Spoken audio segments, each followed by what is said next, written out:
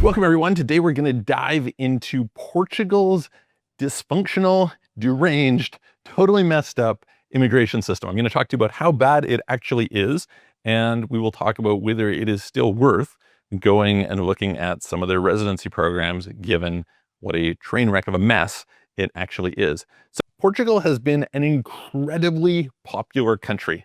Okay. During COVID, I would say Portugal, Dubai, maybe Thailand, Mexico, like there's a handful of countries and they just got a flood of people, right? And why was that? Well, first of all, Portugal has wonderful weather, right? So lots of people like that.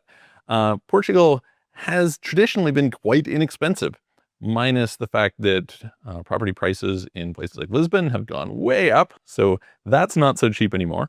But in general, I would say that the cost of living in Portugal is comparatively affordable to a bunch of other places in the world. People tend to like the laid back lifestyle there. They tend to like the people. There's lots to like about Portugal. That's, I think, kind of the bottom line. And it's got a wide variety of different options because you can live in some place like Lisbon, or you could live in some place like Faro, or you could, live in some place like Porto, or you could live in some place more rural, right? So there's all kinds of different places, as well as, you could go and be on Madeira or the Azores or something like that. Like, lots and lots of different options that are quite attractive. Now, in addition to that, basically no tax on crypto. This to say, no tax on crypto held over a year, and it's fairly easy to orchestrate that. So this is helpful. They had this program called the NHR, which was pretty attractive. There were some ways to make that work for a lot of people that would reduce their taxes a lot because Portugal's taxes normally are quite terrible. They basically kind of nerfed that and then they kind of brought it back, or they kind of had a different version of it.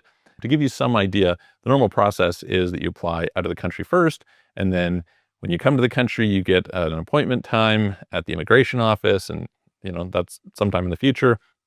You can stay in the country during that time, but you just have this D visa, not the actual residence permit, and so there's that.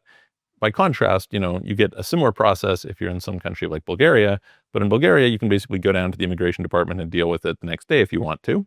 In Portugal, it will be a long wait. In fact, some people are waiting so long that their documents expire and they're technically not allowed to go anywhere outside of Portugal.